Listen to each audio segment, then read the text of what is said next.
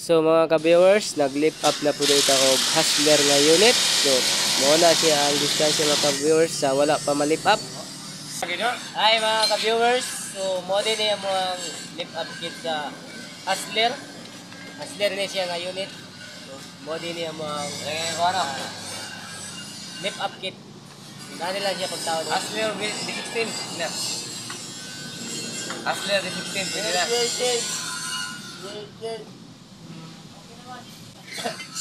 So mga ka-viewers, kana gitaod na namo na siya mga ka-viewers.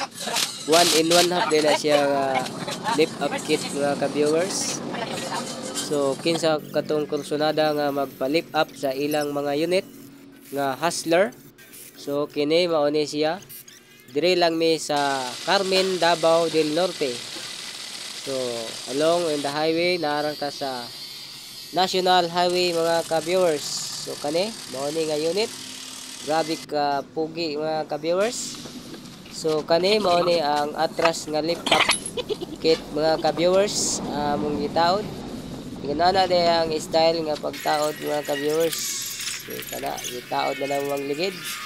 Wala na daghang dugay-dugay para mahuman. So kana mao na ang kataas mga ka-viewers nga na-lift up na mga ka-viewers. So kita mo na taas na siya mga ka-viewers. 1-in-1/2 din na siya. So kamo kung nakakita mo ani nga video, please like and share naman. Thank you.